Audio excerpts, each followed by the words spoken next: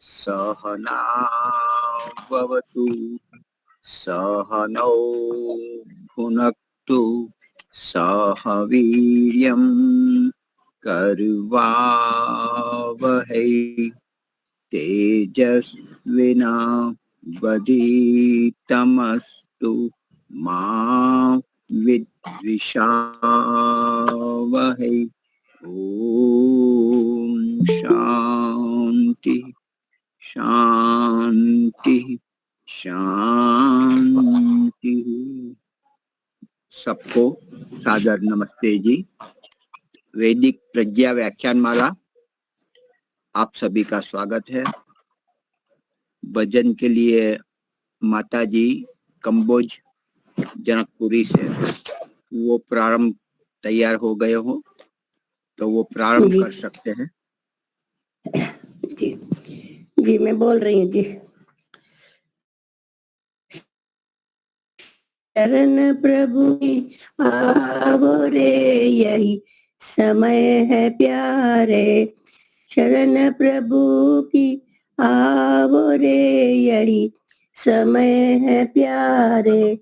आओ दर्शन पाओ रे यही समय है प्यारे। उदय हुआ ओम नाम का भानु, उदय हुआ ओम नाम का भानु। आओ दर्शन पाओ रे यही समय है प्यारे। शरण प्रभु की आओ रे यही समय है प्यारे। अमृत झरना इससे बहता, अमृत झरना इससे बहता, पी के अमर हो जा रे यही समय है प्यारे। पी के अमर हो जा रे यही समय है प्यारे। शरण प्रभु किया रे यही समय है प्यारे। छल कपट और झूठ को त्यागो, छल कपट झूठ त्यागो, सत्य में चित लगाओ रे समय है प्यारे। है प्यारे। प्रभु की भक्ति बिन नहीं मुक्ति, प्रभु की भक्ति बिन नहीं मुक्ति। यह विश्वास जगा रे यही समय है प्यारे। शरण प्रभु की आवो रे यही समय है प्यारे। कर लो प्रभु नाम का कीर्तन, कर लो प्रभु नाम का सिमरन। नहीं पीछे पछताओ रे यही समय है प्यारे। नहीं पीछे पछताओ रे यही समय है प्यारे। शरण प्रभु की आवो रे यही समय है प्यारे। छोटे बड़े सब मिलकर खुशी से, छोटे बड़े सब मिलकर खुशी से गीत प्रभु के गाओ रे यही समय है प्यारे।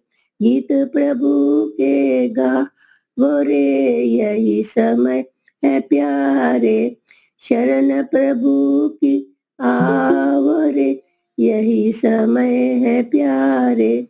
शरण प्रभु की आवो रे यही समय है प्यारे। धन्यवाद जी समय देने के लिए बहुत बहुत।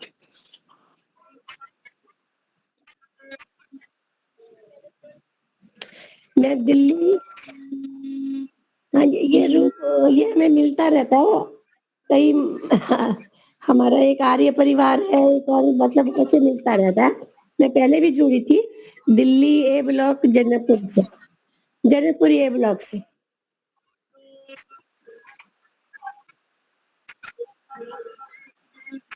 हाँ जी नहीं, मुझे लिंक तो मिल जाता है, हमारे यहाँ पर आर्य परिवार एक बना हुआ है, उससे मिल जाता है। हम वैसे तो मैं दिल्ली हाँ जी।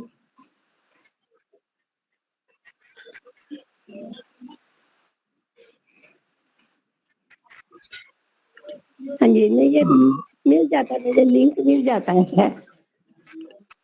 हाँ, लिंक लगभग यही होता है, ज्यादातर यही लिंक होता है प्रतिदिन। कभी कोई चेंज हो तो ही एक ईश्वर भक्ति का गीत। मेरे दाता के दरबार में सब लोगों का खाता, मेरे दाता के दरबार में सब लोगों का खाता, जो कोई जैसी करनी करता वैसा ही फल पाता, मेरे दाता के दरबार में सब लोगों का खाता। क्या साधु क्या संत गृहस्थी, क्या राजा क्या रानी, क्या साधु क्या संत गृहस्थी, क्या राजा क्या रानी, प्रभु की पुस्तक में लिखी है सबकी कर्म कहानी, बड़े बड़े वे जमा खर्च का सही हिसाब लगाता, मेरे दाता के दरबार में सब लोगों का खाता, मेरे दाता के दरबार में सब लोगों का खाता। नहीं चले भाई उसके घर पर रिश्वत और चालाकी, नहीं चले भाई उसके घर रिश्वत और चालाकी, उसकी लेन देन की बंदे रीत बड़ी है बाकी, उसकी लेन देन की बंदे रीत बड़ी है बाकी, पुण्य का पेड़ा पार कर वे पाप की नाव डुबाता, मेरे दाता के दरबार में सब लोगों का खाता, मेरे दाता के दरबार में सब लोगों का खाता। बड़े बड़े कानून प्रभु के बड़ी कड़ी मर्यादा, किसी को कौड़ी कम नहीं देता नहीं किसी को ज्यादा, इसीलिए तो इस दुनिया का जगतपति कहलाता, मेरे दाता के दरबार में सब लोगों का खाता, करता है वह न्याय सभी का एक आसन पर डट के, करता है वह न्याय सभी का एक आसन पे डट के, प्रभु का न्याय कभी ना पलटे लाख कोई सिर पटके, मेरे दाता के दरबार में सब लोगों खाता, मेरे दाता के दरबार में समझदार तो चुप रह जाते मूर्ख शोर मचाता, मेरे दाता के दरबार में सब लोगों का खाता। अच्छी करनी करियो रे बंदे काम न करियो काला, अच्छी करनी करियो रे बंदे काम न करियो काला, लाख आंख से देख रहा है तुझको देखने वाला, लाख आंख से देख रहा है तुझको देखने वाला, भले कर्म करते रहियो समय गुजरता जाता, मेरे दाता के दरबार में सब लोगों का खाता, मेरे दाता के दरबार में सब लोगों का खाता, जो कोई जैसी करनी करता वैसा ही फल पाता, मेरे दाता के दरबार में सब लोगों का खाता। ओम। बहुत बहुत धन्यवाद मुनि जी समय देने के लिए। आचार्य जी को सादर प्रणाम। सभी को सादर प्रणाम। आचार्य जी एक लोहड़ी का भजन। आज मनाया है लोहड़ी का त्योहार, ये आज मनाया है, मिलकर सबने सुंदर हवन रचाया है, मिलकर सबने सुंदर हवन रचाया है, पर्व मकर संक्रांति आज मनाया है, मिलकर सबने सुंदर हवन रचाया है। हेमंत ऋतु अति पावन यह शीत साथ में लाई, शुचि शीतल शुद्ध पवन में है भरी हुई तरुणाई। मन हर्षाया है मिलकर सबने। कहीं गुरुकुल आदि में कुछ वस्त्र दान, ठंडी के लिए कुछ स्वेटर आदि, कुछ न कुछ जो हो सके उतना अवश्य कुछ न कुछ करना चाहिए। धन्यवाद। तो पंडित जी को मैं निमंत्रित करता हूँ, अपना वक्तव्य प्रारंभ करें।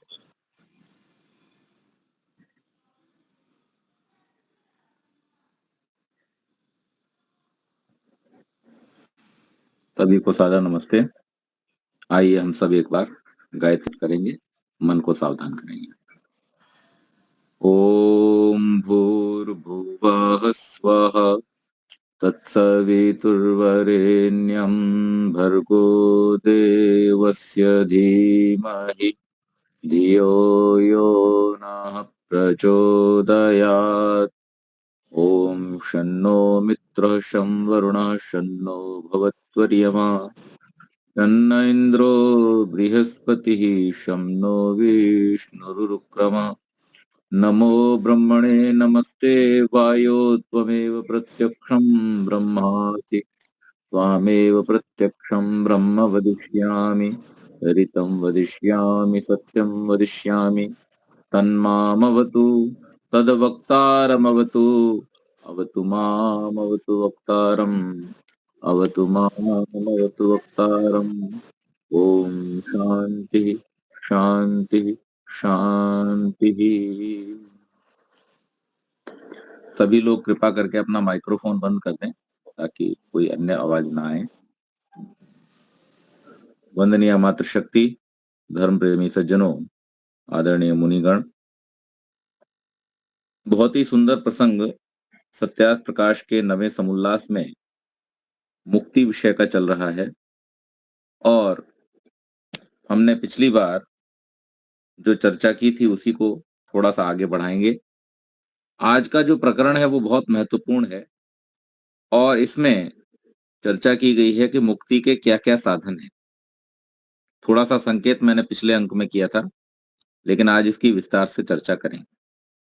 प्रश्न किया, मुक्ति के क्या क्या साधन हैं?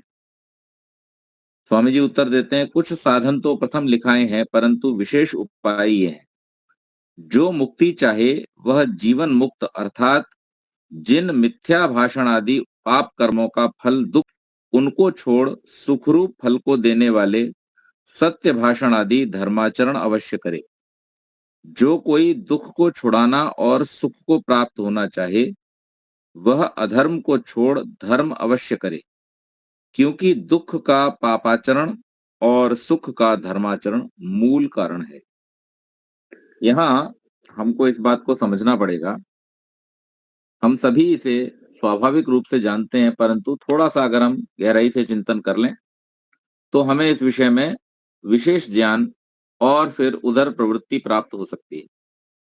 हम सभी इस बात को बहुत अच्छी तरह से जानते हैं कि यदि हमें किसी विशेष फल को प्राप्त करना है, जैसे यदि हम आम पाना चाहते हैं, आम खाना चाहते हैं, तो उसके लिए साधारण सा व्यक्ति भी, सामान्य बुद्धि का व्यक्ति भी इस बात को जानता है कि हमें आम का पेड़ लगाना पड़ेगा, आम का बीज बोना पड़ेगा, आम के वृक्ष को ही पालित पोषित करना पड़ेगा।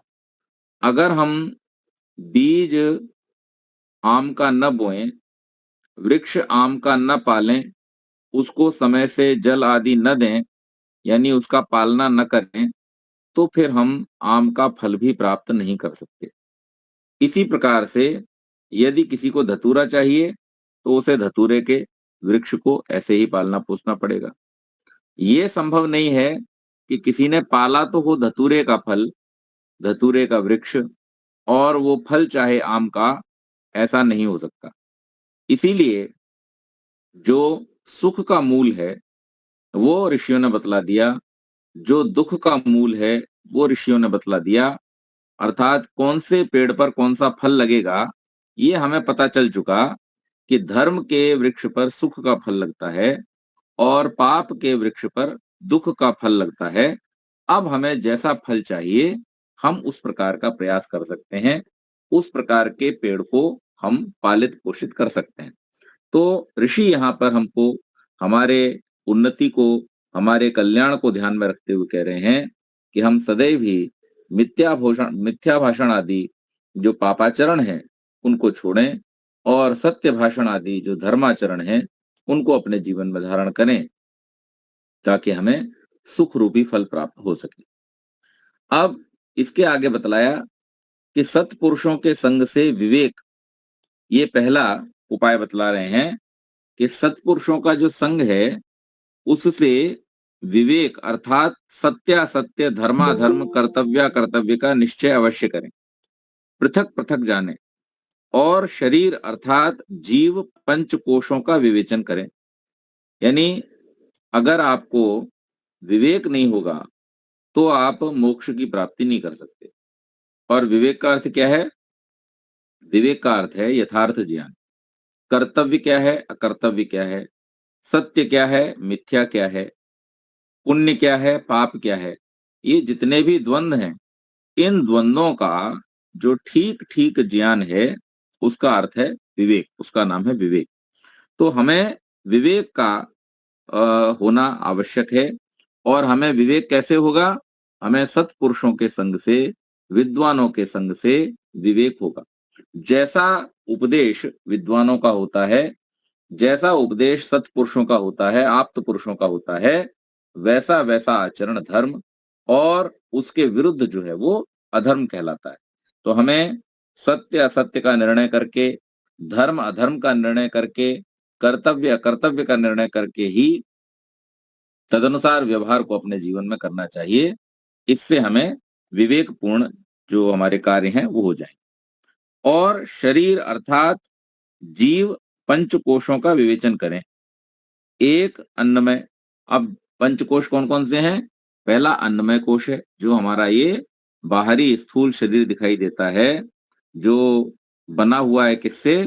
पृथ्वी आदि पंच तत्वों से जो बना हुआ है, ये हमारा अन्नमय कोश है जो बाहरी हमें दिखाई दे रहा है। और इसके अंतर्गत दूसरा है प्राणमय कोश, जिससे शरीर चलता है। मैंने पिछली बार इसका विवेचन किया था कि अन्न को प्राण चलाता है, प्राण अगर न हो तो अन्न ऐसा पड़ा रहेगा। यानी अन्नमय कोश जो है उसमें चेष्टा नहीं हो सकती जब तक कि वो प्राण का संचार न होवे। तो त्वचा से लेकर अस्थि पर्यंत का समुदाय पृथ्वीमय है। दूसरा प्राणमय, जिसमें प्राण अर्थात जो भीतर से बाहर जाता अपान, जो बाहर से भीतर आता समान, जो नाभिस्थ होकर सर्वत्र शरीर में रस पहुंचाता उदान, जिससे कंठस्थ अन्न पान खींचा जाता है और बल पराक्रम होता है व्यान, और जिससे सब शरीर में चेष्टा आदि कर्म जीव करता है। ये सारे हमारे क्या हैं? 5 प्राण हैं। तीसरा मनोमय, जिसमें मन के साथ अहंकार, वाक, पाद, पाणी, पायु और उपस्थ 5 कर्मेंद्रिय हैं। वो कौन सा है? मनोमय कोश है। और चौथा विज्ञान में, जिसमें बुद्धि, चित्त, श्रोत्र, त्वचा, नेत्र, जिह्वा और नासिका, ये 5 ज्ञानेंद्रियां जिनसे जीव ज्ञानादि व्यवहार करता है। अब आप देखिए कि मन के साथ में मनोमय कोश में किसको रखा गया है? कर्मेंद्रियों को रखा गया है। और बुद्धि के साथ में ज्ञानेंद्रियों को रखा गया है। तो इसका कारण क्या है कि बुद्धि और चित्त जो है वो ज्ञान को धारण करने वाले हैं।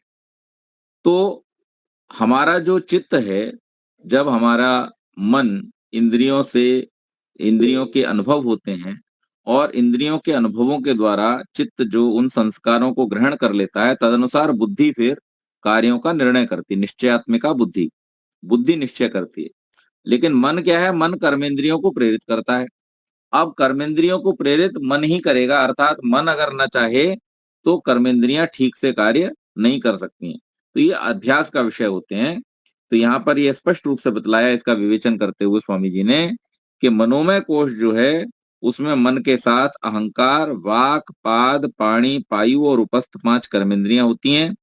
और विज्ञानमय कोश जिसमें बुद्धि, चित्त, श्रोत्र, त्वचा, नेत्र, जिह्वा और नासिका होते हैं। ये 5 ज्ञान इंद्रियां जिनसे जीव ज्ञानादि व्यवहार करता है। और 5वां जो है वो आनंदमय कोश है, जिसमें प्रीति, प्रसन्नता, न्यून आनंद, अधिक आनंद, आनंद और आधार कारण रूप प्रकृति है। ये 5 कोश कहलाते हैं। इन्हीं से जीव सब प्रकार के कर्म, उपासना और ज्ञानादि व्यवहारों को करता है। तो यहाँ पर हम ये देखें, अगर इस पंचकोश का हम विवेचन करेंगे तो इस पंचकोशीय विवेचन से भी हमें इस बात का पता चल जाता है, थोड़ा सा अगर इसको हम समझने का प्रयास करें तो हमें क्या पता चल जाता है कि ये जो पंचकोशीय शरीर है ये जीवात्मा से पृथक है, और इसीलिए जीवात्मा क्या है, अविकारी है, उसमें किसी प्रकार का विकार उत्पन्न नहीं होता। ये जितने भी आनंद, अगर प्रीति वगैरह जितने भी हमारे गुण हैं, ये सब जो है वो इस शरीर में रहते हैं। 3 अवस्थाएं हैं, पहली है जागृत, दूसरी स्वप्न और तीसरी सुषुप्ति अवस्था। ये तीनों अवस्थाएं जो हैं वो हमारे होती हैं। इसके साथ 3 शरीर भी हैं, स्थूल शरीर जो ये बाहर दिखाई देता है, दूसरा 5 प्राण, 5 ज्ञानेंद्रियां, 5 सूक्ष्म भूत और मन तथा बुद्धि, इन 17 तत्वों का समुदाय सूक्ष्म शरीर कहलाता है। यह सूक्ष्म शरीर जन्म मरण आदि में भी जीव के साथ रहता है। इसके 2 भेद हैं, एक भौतिक अर्थात जो सूक्ष्म भूतों के अंशों से बना है, और दूसरा स्वाभाविक जो जीव के स्वाभाविक गुण रूप है। यह दूसरा अभौतिक शरीर मुक्ति में भी रहता है, इसी से जीव मुक्ति में सुख को भोगता है। तीसरा कारण शरीर जिसमें सुषुप्ति अर्थात गाढ़ निद्रा होती है, वह प्रकृति रूप होने से सर्वत्र विभू और सब जीवों के लिए एक है। चौथा तुरीय शरीर वह कहलाता है जिसमें समाधि से परमात्मा के आनंद स्वरूप में मग्न जीव होते हैं। इसी समाधि संस्कार जन्य शुद्ध शरीर का पराक्रम मुक्ति में भी यथावत सहायक रहता है। इन सब कोश अवस्थाओं से जीव पृथक है, क्योंकि यह सबको विदित है कि अवस्थाओं से जीव पृथक है, क्योंकि जब मृत्यु होता है तब सबको ही कहते हैं कि जीव निकल गया। यह जीव सबका प्रेरक, सबका धर्ता, साक्षीकर्ता और भोक्ता कहलाता है। जो कोई ऐसा कहे कि जीव कर्ता भोक्ता नहीं, तो उसको जानो कि वह अज्ञानी अविवेकी है, क्योंकि बिना जीव के जो ये सब जड़ पदार्थ हैं, इनको सुख दुख का भोग व पाप पुण्य कर्तृत्व कभी नहीं होगा। हाँ, इनके संबंध से जीव पाप पुण्यों का कर्ता और सुख दुखों का भोगता है। तो देखिए यहाँ पर ये विवेचन, ये विवेक होना बहुत आवश्यक है कि सुख की, दुख की, आनंद की ये जो सीमाएं हैं, कर्तव्य की, धर्माधर्म की ये जो सीमाएं हैं, ये कहाँ तक हैं और किस प्रकार से इनका निर्वाह होना चाहिए। यदि हम ऐसा मान बैठेंगे कि इससे आत्मा या जीव विकार हो जाता है, विकारी हो जाता है, तो ऐसा मानना ठीक नहीं है। ये शरीर के ही समस्त जो उपकरण हैं, इन उपकरणों के माध्यम से जीव सुख दुख को भोगता तो है, लेकिन ये सुख दुख को स्वयं भोगाने वाले नहीं होते हैं, जीव ही उनका अनुभव करता है। परंतु जीव भी इनके माध्यम से करता है, स्वयं उसमें विकृत नहीं होता, अर्थात उसमें किसी प्रकार की विकृति नहीं आती। अब इसको हम एक उदाहरण से समझ सकते हैं। जैसे हम बच्चों को कई बार लेकर के जाते हैं, आजकल बहुत सारे खेल के प्ले स्टेशन जिनको बोलते हैं, वो बहुत सारे मॉल्स वगैरह में बने रहते हैं। तो ज्यादातर लोग जो कभी खरीदारी करने के लिए मॉल में जाते हैं, तो बच्चों को भी थोड़ा सा वहां पे आनंद हो जाए, इसलिए वो गेम जोन में ले जाते हैं। अब वो गेम जोन में बहुत सारे खेलने के साधन वहां रखे हुए हैं। बच्चे जाते हैं, उन साधनों से खेलते हैं, थोड़ा समय जो भी निर्धारित होता है, और उतना समय खेलने के बाद में वहां से चले आते हैं।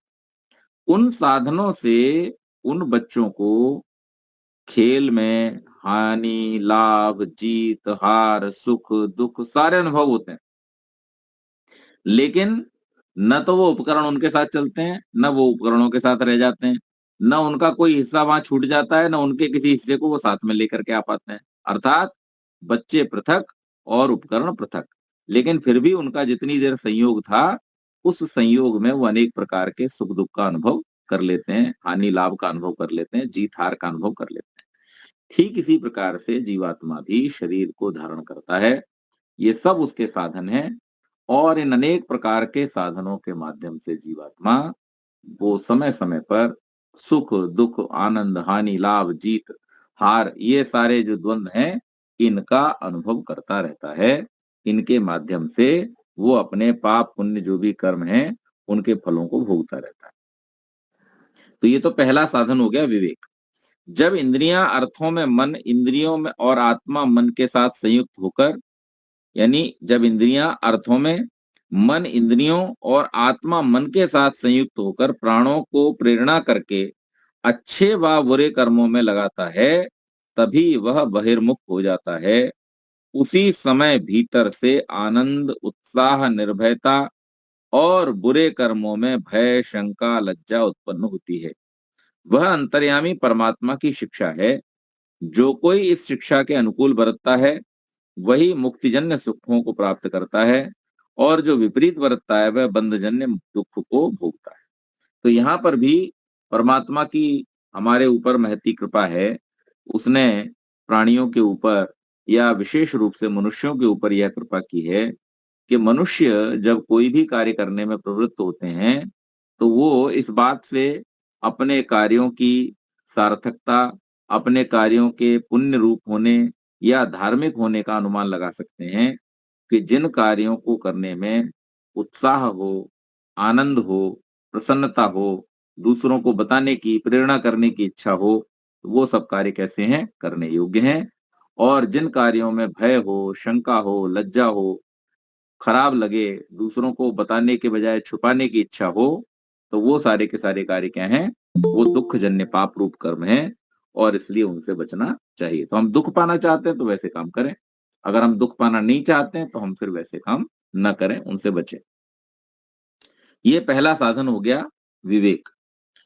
दूसरा साधन है वैराग्य, अर्थात जो विवेक से सत्यासत्य को जाना हो उसमें से सत्य आचरण का ग्रहण और असत्य आचरण का त्याग करना विवेक है। जो पृथ्वी से लेकर परमेश्वर पर्यंत पदार्थों के गुण कर्म स्वभाव से जानकर उसकी आज्ञा पालन और उपासना में तत्पर होना, उससे विरुद्ध न चलना, सृष्टि से उपकार लेना विवेक कहलाता है। तो अब क्या है कि जब हमने सत्य सत्य को जान लिया तो फिर हम जो असत्य है, जो अकर्म है या जो अधर्म है उससे हम अपने आप को दूर करें और जो सत्कर्म है उनमें अपने आप को लगाएं, तो ये वैराग्य कहलाएगा। तीसरा साधन षटक संपत्ति। षटक मतलब 6। क्या है छठ संपत्ति? अर्थात 6 प्रकार के कर्म करना। एक है शम। शम का अर्थ होता है अपने आत्मा और अंतःकरण को अधर्म आचरण से हटाकर धर्म आचरण में प्रवृत्त करना, ये शम कहलाता है। दूसरा है दम, जिससे श्रोत्र आदि इंद्रियों और शरीर को व्यभिचार आदि बुरे कर्मों से हटाकर जितेंद्रियत्व आदि शुभ कर्मों में प्रवृत्त करना। तो शम का अर्थ और दम का अर्थ। फिर तीसरा बतलाया उपरति, जिससे दुष्ट कर्म करने वाले पुरुषों से सदा दूर रहना।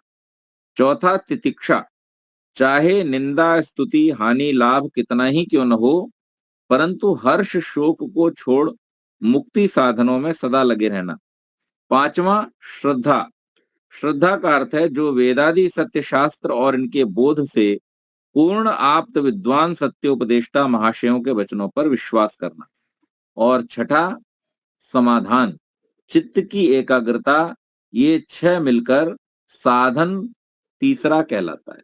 यानी अब ये जो षटक संपत्ति है ये तीसरा साधन है और इस तीसरे साधन में ये जो 6 कार्य हैं बड़े महत्वपूर्ण है, ये हमें ध्यान रखने चाहिए। आमतौर पर व्यक्ति से इनमें भूल हो जाती है। तो हमने विवेक को जाना कि पहले तो हम सत्यासत्य को जान लें, संसार की वास्तविकता क्या है, हमारी वास्तविकता क्या है, परमात्मा की वास्तविकता क्या है, शरीर की वास्तविकता क्या है, पंचकोशों की वास्तविकता क्या है, पंच प्राण की वास्तविकता क्या है। ये सब जो हमारे जीवन से सीधे सीधे जुड़ी हुई चीजें हैं, प्रकृति क्या है, ईश्वर क्या है, जीव क्या है, इन सबको हमने ठीक प्रकार से जान लिया। और दूसरा हमने ये जान लिया कि जो मिथ्या भाषण अर्थात झूठ बोलना, चोरी करना, बेईमानी करना, व्यभिचार करना, ये सारे जो कर्म हैं, ये दुखजन्य हैं, अर्थात पाप कर्म हैं। और दुखजन्य दुखों को जन्म देने वाले हैं, पाप रूप कर्म है।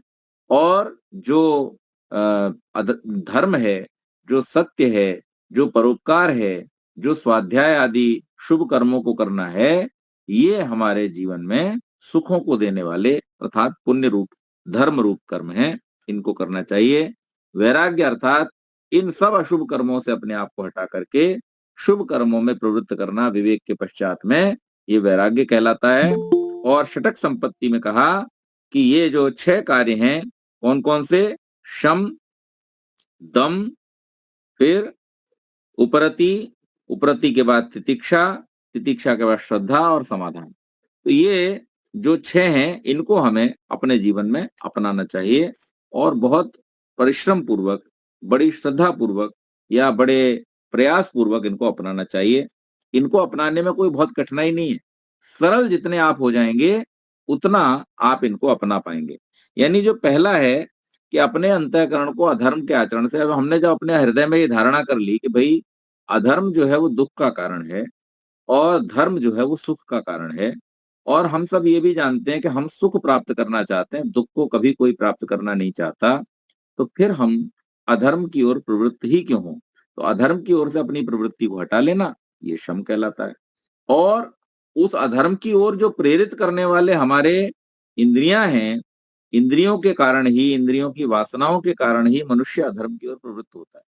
बुद्धि इंद्रियों के जब वशीभूत हो जाती है, मन जब इंद्रियों के वशीभूत हो जाता है और उनके विषयों की तरफ जब वो भागने लगता है, तब उसके द्वारा अनेक प्रकार के अधर्म हो जाते हैं। तो एक ओर जहां हम अपने आप को अधर्म से बचाएं, दूसरी ओर जहां पर हमारी ये इंद्रियां जो हमें अधर्म की ओर ले जाने वाली हैं, उनको भी हम कंट्रोल करें। और तीसरा उपरति, कि जो दुष्कर्म करने वाले लोग हैं, देखो एक कवि ने बहुत सुंदर बात लिखी है, यदि सत्संग विरतो भविष्यसि भविष्यसि अथ दुर्जन संसर्गे पतिष्यसि पतिष्यसि। कि जो व्यक्ति सत्संग करेगा, अच्छे लोगों का साथ देगा, अच्छे लोगों के साथ रहेगा, ऐसा व्यक्ति अच्छे गुणों को जीवन में धारण करेगा और उसकी सदैव उन्नति होती जाएगी। और जो व्यक्ति दुर्जनों के संसर्ग में रहेगा, दुर्जनों के साथ बैठेगा उठेगा, उनका साथ देगा, तो ऐसा व्यक्ति जो है वो चाह करके भी अपने जीवन में अवनति को रोक नहीं सकता। वह निश्चित रूप से पतन के मार्ग पर चल ही पड़ेगा, आज नहीं तो कल। तो इसलिए हमें क्या करना चाहिए? उपरति हमें जो अधर्म की ओर ले जाने वाले हमारे साथी लोग हैं, उनसे हमें बचाता है। तो ऐसे लोग जिनके विषय में आपको पता है कि ये दुष्ट मार्ग पर चलने वाले हैं, ये गलत कार्य को करने वाले हैं, नशाखोरी करने वाले हैं, ड्रग्स आदि लेने वाले हैं, चोरी चकारी करने वाले हैं, बेईमानी करने वाले हैं, झूठ बोलने वाले हैं, ऐसे लोगों के साथ उठना बैठना बंद कर दीजिए यदि आप अपनी उन्नति करना चाहते हैं। आप ऐसे निंदा, चुगली, झूठ, बेईमानी, चोरी, शराब आदि नशे करने वाले लोगों के साथ में बैठोगे उठोगे, तो आपकी उन्नति में ये बहुत बड़ी बाधा बनेगा। तो उपरति। और उसके बाद में तितिक्षा, कि ऐसे लोग जब आप उनके साथ उठना बैठना बंद करोगे तो निश्चित रूप से आपकी निंदा करेंगे। तो जब ऐसे लोग निंदा करें, तो ऐसे लोगों की निंदा से किसी प्रकार से मन को प्रभावित नहीं होने देना, इनसे कोई फर्क नहीं पड़ता।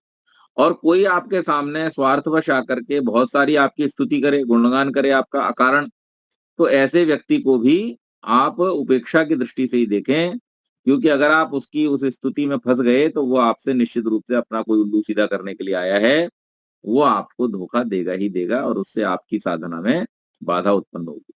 तो इसलिए ये निंदा स्तुति ना से बच करके रहना, और कितना ही क्यों न करे, लेकिन अपना जो मार्ग है, अपना जो उद्देश्य है, लक्ष्य है, उस मार्ग पर सदैव ही चलते रहना, अर्थात मुक्ति के साधनों को करते रहना। और श्रद्धा का अर्थ क्या होता है? आजकल श्रद्धा का अर्थ हो गया है कोई कुछ भी बोले सत्यवचन महाराज, लेकिन श्रद्धा का अर्थ वास्तव में ये नहीं है। श्रद्धा का अर्थ क्या है? कि जो वेदादि सत्य शास्त्र और इनके बोध से पूर्ण आप्त विद्वान सत्योपदेष्टा महाशयों के वचनों पर विश्वास करना है। तो जो वैदिक विद्वान हैं, उनके वचनों पर विश्वास करना श्रद्धा कहलाता है। सत्य का जो उपदेश शास्त्रों में किया गया है, वेदों में किया गया है, उस उपदेश को जीवन में धारण करना श्रद्धा कहलाता है, न कि कोई भी कुछ भी कह दे उसको श्रद्धा। अभी आप देखिए, एक बहुत बड़ा प्रसंग चल रहा है इस देश में। बड़े समय के बाद में जो एक विवादित स्थान था जहां पर अकारण विवाद उत्पन्न किया गया, राम मंदिर जन्मभूमि, और वहां राम जन्मभूमि का जो मंदिर था उस पर बहुत लंबे समय से, लगभग बताते हैं 500 वर्षों से अधिक समय से उसके संबंध में मुकदमा चल। अब होते होते होते होते वो मुकदमे का फैसला भी हो गया और राम मंदिर बन के तैयार हो गया।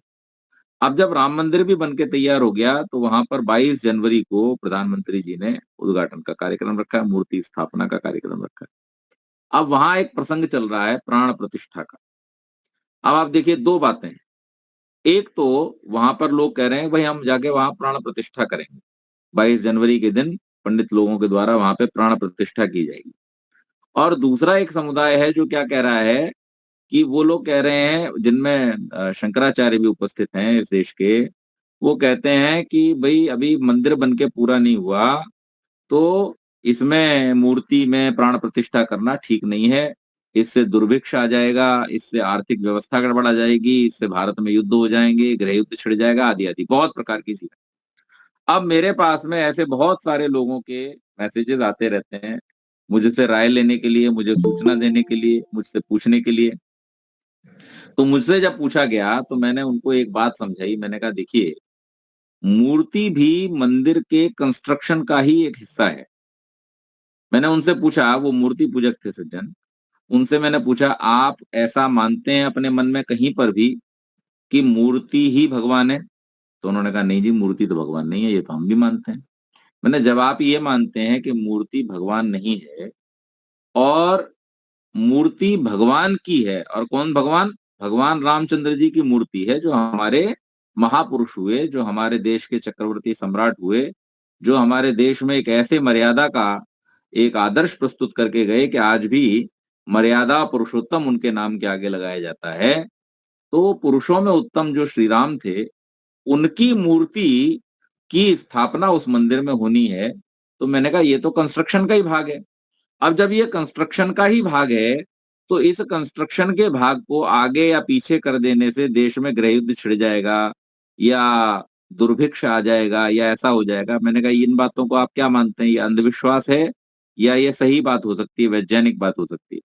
बोले आपकी बात से तो ऐसा लगता है कि अंधविश्वास की बात है, पाखंड की बात है। तो मैंने कहा बस इतना ही समझने की आवश्यकता है कि महर्षि दयानंद ने भी यही बात समझाई कि हम मंदिर बनाए महापुरुषों के, बड़े बड़े उनके स्मारक बनाएं, उनके चरित्र को वहां पर अंकित करें, ताकि आने वाली जो पीढ़ियां हैं वो उनके चरित्र से प्रेरणा लें, शिक्षा लें और अपने जीवन में धारण करें।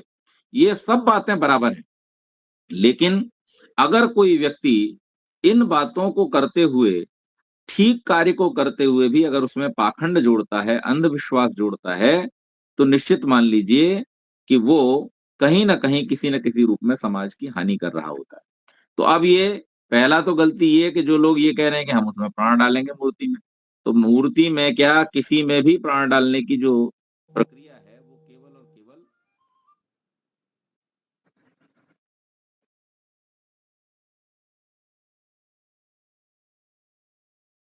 हाँ जी, किसी में भी जो प्राण डालने की प्रक्रिया है वो केवल और केवल परमात्मा ने अपने हाथ में रखी है। किसी मनुष्य का सामर्थ्य नहीं है कि वो किसी भी प्राणी में या वस्तु में प्राण डाल सके। दूसरी बात, जड़ वस्तु में प्राण धारण करने का सामर्थ्य नहीं होता। इसीलिए जीव की परिभाषा देते हुए यास्काचार्य ने कहा जीवो प्राणी धारणात्, कि जीव की जो पहचान है उस पहचान में एक पहचान ये भी है कि वो प्राण का धारण करने वाला है। तो जब प्राण का धारण करने वाला जीव है तो मूर्ति कैसे प्राण धारण कर सकती है? मूर्ति में तो जीव नहीं है, वो तो जड़ है। तो पहली बात तो हमें ये समझनी चाहिए कि हम ये जो प्राण प्रतिष्ठा की बात कर रहे हैं ये गड़बड़ है, इसमें कहीं ना कहीं अंधविश्वास छुपा हुआ है, पाखंड छुपा हुआ है। और दूसरी बात जो ये कह रहे हैं कि मंदिर पूरा नहीं हुआ, इसके कारण से अगर प्राण प्रतिष्ठा कर दी तो दुर्भिक्ष आ जाएगा, युद्ध हो जाएगा, ये हो जाएगा, अर्थव्यवस्था गड़बड़ा जाएगी, वो और भी बड़ा पाखंड कर रहे हैं। तो अब एक तरफ से इस बात को समझना चाहिए कि हम अगर वेदों को जानने वाले होते, हम अगर वेद के सिद्धांत को समझने वाले होते, या ये जो शंकराचार्य आदि लोग वेद आदि शास्त्रों के सिद्धांतों को समझते होते। मुझे तो एक सज्जन ये कहने लगे, तो आप ये कह रहे हैं कि शंकराचार्य पाखंड को बढ़ा रहे हैं। मैंने कहा मैं ये नहीं कह रहा शंकराचार्य पाखंड को बढ़ा रहे हैं, मैं ये कह रहा हूं कि जिस बात के लिए वो इस बात का विरोध कर रहे हैं वो पाखंड है, वो ठीक बात नहीं है, वो गलत बात है। और जो स्टेटमेंट उन्होंने दिया है, अगर उन्होंने ये कहा है, अगर वो ये कह रहे हैं और अगर इस बात का दावा करते हैं कि पूरा मंदिर न होने पर अगर उसमें मूर्ति रख दी तो उससे दुर्भिक्ष और अकाल और ये हो जाएगा, ये सब गड़बड़ की बातें, ये अंधविश्वास की और अश्रद्धा की बातें हैं। उनको वेदों पर न श्रद्धा है, न उन्हें वेद के सिद्धांत का ज्ञान। और इसके लिए अगर वो दृढ़ हैं अपने संकल्प पे कि हम नहीं, ऐसी बात हमने जो कही है वो बिल्कुल ठीक कही है, और जैसे उन्होंने कहा है कि हम ये वेद आदि शास्त्रों के हिसाब से करना चाहते हैं इसलिए हम मोदी जी का विरोध करते हैं, तो मैंने उनसे ये भी कहा कि आप अगर चाहें तो हम इस विषय पर शास्त्रार्थ करने के लिए भी तैयार हैं। वो वेद में कहीं पर भी ये सिद्धांत दिखाएं, किसी भी धर्म शास्त्र में ये सिद्धांत दिखाएं कि कोई व्यक्ति किसी पदार्थ में, किसी मूर्ति में प्राणों की प्रतिष्ठा कर सकता है। तो कहने का अभिप्राय ये है कि वेद के जो विद्वान हैं, वेदों के सिद्धांत को जो मानने वाले, समझने वाले, जानने वाले लोग हैं, शास्त्रों की मर्यादाओं में रहने वाले लोग हैं, ऐसे लोगों के कथन पर अथवा सीधे सीधे वेद और शास्त्रों पर विश्वास रखना, ये श्रद्धा कहलाता है। कुछ भी किसी ने कह दिया उस पर विश्वास रखना श्रद्धा नहीं कहलाता। और उसके बाद में समाधान। समाधान क्या है कि इन सबको जब आप अभ्यास में ले आएंगे, अर्थात जब आप किसी के कहने से आपके ऊपर कोई फर्क नहीं पड़ेगा, जब आप अपने आप को कुसंगति से बचा लेंगे, जब आप अपनी इंद्रियों को वश में कर लेंगे, जब आप अपनी इच्छाओं की शांति कर लेंगे, और फिर उसके बाद में जब आप वेदादि सत्य शास्त्रों के सिद्धांत को समझ करके तदनुसार अपने जीवन में आचरण करने के लिए प्रवृत्त होंगे, तब आपको समाधान प्राप्त होगा। और समाधान का कितना सुंदर अर्थ किया यहाँ पर, चित्त की एकाग्रता। मर्यादा पुरुषोत्तम श्री राम के पास में समाधान था, और समाधान होने के कारण से जिस समय उनको राज्याभिषेक के लिए तत्पर किया गया, तब भी वो बड़े प्रसन्न वदन थे, प्रसन्न मुख थे। और जब उनसे वन जाने के लिए कह दिया गया, तब भी उनके चेहरे पर प्रसन्नता थी, अप्रसन्नता का कोई भाव नहीं था, है ना। तो सिद्ध सिद्ध्यो समो भूत्वा, सुख दुखो समो भूत्वा, है ना, लाभा लाभो जया जयो, ये जितनी जो बातें द्वंद्व बतलाए, श्री कृष्ण क्या कह रहे हैं कि लाभ में, अलाभ में, जय में, पराजय में, हानि में, और किसी भी प्रकार की सिद्धि या असिद्धि की अवस्था में, किसी भी प्रकार के सुख और दुख की अवस्था में जो स्थित प्रज्ञ हो जाता है, जिसकी बुद्धि में किसी प्रकार का विकार उत्पन्न नहीं होता है, उस व्यक्ति की स्थिति कौन सी है, समाधान की स्थिति है, वो मोक्ष का अधिकारी बनता है। तो ये जो तीसरा बतलाया बड़ा महत्वपूर्ण है कि इसमें ये जो षटक संपत्ति है, इसको हम अपने जीवन में धारण करें। और इसके बाद चौथा आता है मुमुक्षत्व। ये चौथा साधन क्या है कि जैसे क्षुधा त्रिशातुर को सिवाय अन्न जल के दूसरा कुछ भी अच्छा नहीं लगता, वैसे बिना मुक्ति के साधन और मुक्ति के दूसरे में प्रीति न होना। और जब कोई व्यक्ति इतना तत्पर हो जाता है, जैसे कोई भूखा आदमी केवल भोजन की तरफ भागता है, प्यासा आदमी केवल पानी की तरफ भागता है, ऐसे ही जिस किसी व्यक्ति के अंदर जीवन में मुक्ति को प्राप्त करने की तीव्र इच्छा जागृत होती है, तो उस इच्छा का नाम क्या है, उसका नाम है मोक्षत्व। मोक्षत्व का मतलब छूटने की इच्छा, कि भाई अब मैंने संसार में बहुत रह लिया, अब इस संसार के सब दुखों को मैंने देख लिया, मैंने इस संसार के पदार्थों में छुपे हुए जो अनेक प्रकार के जो बंधन हैं, उन बंधनों को भी मैंने समझ लिया, और अब मैं इससे छूटने का उपाय करना चाहता हूं। जब किसी व्यक्ति के मन में ऐसी तीव्र इच्छा जागृत होती है, और तदनुसार जब वो जो पहले कहे हुए तीन उपाय हैं, विवेक, वैराग्य और षटक संपत्ति, इनको अपने जीवन में जब अपनाता है, तब निश्चित मानिए वो मोक्ष का अधिकारी होता है, मोक्ष की ओर उसकी गति हो जाती है।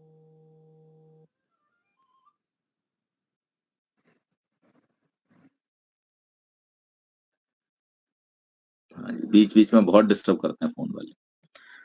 आगे कहा ये 4 साधन और 4 अनुबंध, अर्थात साधनों के पश्चात ये कर्म करने होते हैं। कौन कौन से? पहला, इन 4 साधनों से युक्त पुरुष होता है वही मोक्ष का अधिकारी बनता है। दूसरा, संबंध, ब्रह्म की प्राप्ति, यानी पहला जो कार्य है वो तो क्या हो गया कि जो ये 4 अनुबंध हो गए, ये हो गए। अब दूसरा संबंध है, ब्रह्म की प्राप्ति रूप मुक्ति प्रतिपाद्य और वेदादि शास्त्र प्रतिपादक को यथावत समझकर अन्वित करना। यानी जो व्यक्ति अपने जीवन में इन सब व्यवहारों को समझ करके और ब्रह्म की प्राप्ति रूप मुक्ति प्रतिपाद्य और वेदादि शास्त्र प्रतिपादक को यथावत समझकर उस पर अपने जीवन में आचरण करता है, तो ये दूसरा संबंध है। तीसरा, विषयी, सब शास्त्रों का प्रतिपादन विषय ब्रह्म, उसकी प्राप्ति रूप विषय वाले पुरुष का नाम विषयी है। और जिसको सांसारिक विषयों में अनुराग न होकर के केवल और केवल परमात्मा विषय ही जिसको अनुकूल है और जो परमात्मा की प्राप्ति में ही सर्वदा तत्पर रहता है, तो उस विषय, उसका नाम क्या है? विषयी। और चौथा है प्रयोजन, सब दुखों की निवृत्ति और परमानंद को प्राप्त होकर मुक्ति सुख का होना, ये 4 अनुबंध कहलाते हैं। तो इसलिए हमारे जो मोक्ष के साधन है उसमें 4 तो हो गए। कौन कौन? विवेक, वैराग्य, षटक संपत्ति और मुमुक्षत्व। और उसके बाद में फिर 4 अनुबंध हैं। तो पहला तो जो 4 साधनों से युक्त, जो पहले 4 साधन बतलाए उनसे युक्त होना, दूसरा संबंध को, तीसरा विषयी को और चौथा प्रयोजन को, ये 4 अनुबंध कहलाते हैं। अब इसके बाद कहा श्रवण चतुष्टय। एक, श्रवण, जब कोई विद्वान उपदेश करे तब शांत ध्यान देकर सुनना, विशेष ब्रह्म विद्या के सुनने में अत्यंत ध्यान देना चाहिए कि यह सब विद्याओं में सूक्ष्म विद्या है। और सुनकर दूसरा, मनन, एकांत देश में बैठ के सुने हुए का विचार करना, जिस बात में शंका हो पुनः पूछना, और सुनते समय भी वक्ता और श्रोता उचित समझें तो पूछना और समाधान करना। तीसरा, निदिध्यासन, जब सुनने और मनन करने से निस्संदेह हो जाए तब समाधिस्थ होकर उस बात को देखना समझना कि वह जैसा सुना था विचारा था वैसा ही है या नहीं। तो परीक्षा आपको कहाँ करनी है? अपने अंदर करनी है। आपने कोई बात पढ़ी या सुनी और सुनकर के उस पर मनन किया, विचार किया, उसका शंका समाधान किया, परंतु उसके बाद में निदिध्यासन की प्रक्रिया क्या है कि आप स्वयं उसको विचार करें, समाधिस्थ होकर के, ध्यानमग्न होकर के, एकांत में एकाग्र चित्त होकर के आप जब उस पर विचार करें, तो विचार क्या करें कि जैसा सुना है, जैसा जाना है वैसा ही अनुभव में है, संसार में ऐसी ही वास्तविकता है या नहीं है। और उसके बाद में चौथा, साक्षात्कार, अर्थात जैसा पदार्थ का स्वरूप, गुण और स्वभाव हो वैसा यथा तथ्य जान लेना ही श्रवण चतुष्टय कहलाता है। तो ये मोक्ष के साधनों के विषय में स्वामी जी ने बड़ी सुंदर नवे समोल्लास में चर्चा की है। इस विषय को आज मैं यहीं तक रखूंगा और इससे संबंधित अगर आपके कोई प्रश्न हो तो आप पूछ सकते हैं। आगे इससे और गंभीर विषय है, उसकी चर्चा हम अगले अंक में करेंगे। तो ये मैंने दोहरा भी दिया है कि हम सबसे पहले विवेक, अर्थात हमारा जो शरीर है, शरीर में जो 5 प्रकार के कोश हैं और 3 प्रकार का जो हमारा शरीर है, उसमें चौथा एक तुरीय शरीर भी बतलाया, और 3 प्रकार की जो हमारी अवस्थाएं हैं, इन सब को जान करके, इन सब की वास्तविकता को जान करके, इन सब के रहस्य और कार्य प्रणाली को जान करके हम जो करने योग्य है करें, न करने योग्य है उसको त्यागें। तो ये इसको जानना विवेक, इसको करना वैराग्य, और षटक संपत्ति अर्थात 6 कार्यों को करना, जिसमें सबसे पहले तो अपने जीवन से अधर्म को हटा करके धर्म का धारण करना, उसके लिए हमारी इंद्रियां जो विषयों की ओर ले जाती हैं उन इंद्रियों को संयमित करना, उसके बाद में जो हमारे मित्रजन जो हमें कुमार्ग पर ले जाने वाले हैं ऐसे लोगों की उपेक्षा करना, जो हमारी बुराई करने वाले हैं उनको उनकी बुराई से या उनकी प्रशंसा से बहुत ज्यादा प्रभावित न होना, सदैव ही विद्वानों के कहे हुए पर अपने जीवन में विश्वास करना, वेदादि सत्य शास्त्रों से जो प्रेरित बातें हैं उनको अपने जीवन में धारण करना, और फिर एकाग्र चित्त होकर के अपने आप को समाधिस्थ होने के लिए, मुक्त होने के लिए प्रेरित करना, ये षटक संपत्ति। और इसके बाद में फिर हमारे जो संबंध हैं, तो ये षटक संपत्ति, वैराग्य आदि को धारण करना, ये एक हो गया। और ईश्वर के प्रति बहुत ही तीव्र इच्छा, अर्थात हम अपने जीवन में सबसे ज्यादा प्राप्त करने योग्य उसी को मान करके तदनुरूप पुरुषार्थ करें, प्रयास करें, ये मुमुक्षत्व।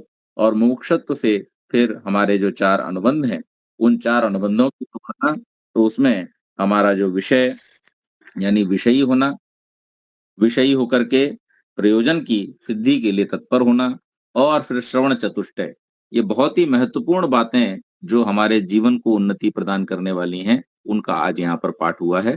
तो आपका अगर कोई भी प्रश्न है, कोई शंका है, तो आप उसका समाधान करें, और इससे आगे के विषय को हम अगले अंक में चलाएंगे। बहुत बहुत धन्यवाद।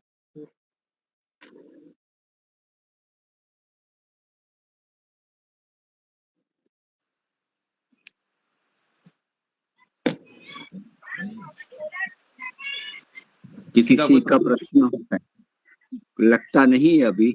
बात कठिन थोड़ी है, तो इसके लिए विस्तार से एक एक समझाना पड़ता है, और ये तो सीधी मोक्ष की बात है और उनके उपाय है, तो कठिन तो है। नहीं, मैं बार देखिए बार पढ़ना पड़ेगा। कोशिश मेरी यही रहती है कि मैं सरलतम तरीके से समझाऊं, और इसीलिए मैंने जो षटक संपत्ति है उसको आपके व्यवहार में आप कैसे ला सकते हैं, इसी रूप में समझाया कि पहले तो हम सबसे पहली चीज। आवाज चली गई। हेलो, हाँ जी, आ रही है? हाँ जी। मोक्ष में जो सबसे बड़ी बाधा है वो है ज्ञान, मिथ्या ज्ञान जिसको बोलते हैं, सही जानकारी का न होना। तो सबसे पहले तो हमें बहुत अच्छे ढंग से ये समझना पड़ेगा कि हमारी इस संसार की और परमेश्वर की वास्तविक सत्ता कैसी है। जो हमने पिछले 3 समोल्लासों, देखिए स्वामी जी ने कितने क्रम से इसको रखा है कि उन्होंने ईश्वर के विषय में, प्रकृति के विषय में, सृष्टि के विषय में पहले बता दिया, जीवन के व्यवहारों के विषय में पहले बतला दिया। अब उन्होंने बताना शुरू किया कि अब आप मुक्ति की ओर कैसे आगे बढ़े। तो हम अगर पीछे ध्यान से पढ़ करके आए हैं तो हमें मालूम है 3 बातें हमने समझाई थी बार बार, कि ईश्वर इस संसार का चलाने वाला, रचाने वाला और मिटाने वाला, इसलिए हमें कोई चिंता करने की जरूरत नहीं है, भगवान अपने काम को बढ़िया तरह से कर लेगा। तो हमें चिंता करने की इस संसार में रह करके आवश्यकता नहीं है, हमें चिंतन करने की आवश्यकता है। चिंता छोड़ दीजिए, पहली चीज। दूसरी चीज कि आप इस संसार में न कुछ लेकर के आए हैं, न कुछ लेकर के जाएंगे, इसलिए किसी भी पदार्थ के लिए आपाधापी छोड़ दीजिए, क्योंकि यह आपका परमानेंटली होने वाला नहीं है। तो आपके जितने भी दुर्गुण हैं, चोरी, बेईमानी, झूठ बोलना, ये सब इसी कारण से है कि हमें कहीं ना कहीं ये लगता है कि हम अपना कर लेंगे इसको, लेकिन ये अपना होने वाला नहीं है। ये वास्तविकता हमने जब समझ ली तो हमें विवेक उत्पन्न हो जाता है। फिर हम न लालच करते हैं, न किसी से हमें द्वेष रह जाता है, न किसी प्रकार की हिंसा करते हैं, न चोरी बेईमानी करते हैं। और तीसरी, इस संसार की वास्तविकता क्या है कि ये संसार क्षण भंगुर है। इस संसार में जो कुछ भी दिखाई देता है कुछ भी परमानेंट नहीं है। Change is the ultimate law of this nature. इस प्रकृति का सबसे बड़ा जो नियम है वो परिवर्तन है, और ये परिवर्तन होगा, आप उसको कभी भी परमानेंट नहीं कर सकते। Nothing is permanent. ये 3 वास्तविकताएं जैसे ही हम समझ लेंगे तो हमारे अंदर क्या होगा, अधर्म से हमारे अंदर वैराग्य उत्पन्न हो जाएगा, अधर्म से हम बचेंगे, और धर्म जो कि हमारे सुखों का कारण है, जो कि हमारे जीवन के उद्देश्य का कारण है, उस धर्म मार्ग पर हम अपने आप को चलाएंगे। तो ये क्या हो जाएगा, ये विवेक हो गया, फिर वैराग्य हो गया, उसके बाद में शम हो गया। और इस शम के मार्ग पर चलते हुए हमारे लिए बाधा क्या है, हमारी इंद्रियां, वो हमें बार बार पदार्थों की ओर, रसों की ओर भगाती हैं, अर्थों की ओर भगाती हैं। तो उनको थोड़ा कंट्रोल करना पड़ेगा अभ्यास के द्वारा, ये दम हो गया। और फिर उसमें एक और होता है कि आदमी एक बार को खुद को रोक ले तो फिर यार दोस्त आते हैं, अरे चल यार थोड़ा सा 1 गिलास पी लेना, कोई दिक्कत नहीं है, थोड़ा सा खा लेना, कोई दिक्कत नहीं। और ये करते हुए वो व्यक्ति को बिगाड़ देते हैं। तो ऐसे व्यक्ति जिनसे आपको ये लगता है कि ये कुकर्म में लगे हुए हैं, दुष्कर्म में लगे हुए हैं, उन व्यक्तियों से दूर रहना अपने आप को, कोई बहुत बड़ी बात नहीं कर सकते हो आप। और फिर वो निंदा स्तुति करें तो उससे प्रभावित मत होइए। वेदादि सत्य शास्त्रों की और वेद के विद्वानों की बात पर भरोसा कीजिए, श्रद्धा कीजिए, और एकाग्र चित्त होकर के अपने मन में इन सब बातों पर चिंतन कीजिए, ध्यान कीजिए। इतना कर लिया तो यही मोक्ष का साधन है। और परमात्मा की प्राप्ति को ही अपने जीवन का लक्ष्य बनाइए, तो निश्चित रूप से हम मोक्ष के मार्ग पर चलने में सफल हो सकते। तो आप सबका बहुत बहुत धन्यवाद। आप इतने गूढ़ विषय को भी इतनी तत्परता से, ध्यान से और इतना समय देकर के सुनते हैं, तो हम लोगों का बोलना भी सार्थक होता है। तो आप सबका बहुत बहुत धन्यवाद। आपका खूब खूब धन्यवाद। लगातार सीरीज के रूप में ये सत्या प्रकाश 14 समूल्लास है उनके, तो आप लगे रहे हमारे साथ साथ, आप हमें मार्गदर्शन देते हो, बहुत बहुत धन्यवाद। शांति पाठ करते हैं। ओम जो शांतिरंतरिक्षं शांति पृथ्वी शांतिरापः शांतिरौषधयः शांति वनस्पतयः शांतिर्विश्वे देवा शांतिर्ब्रह्म शांति सर्वगम शांति शांतिरेव शांति श्यामा शांतिरेधि। ओम शांति शांति शांति शांति। सर्वेभ्यो नमः।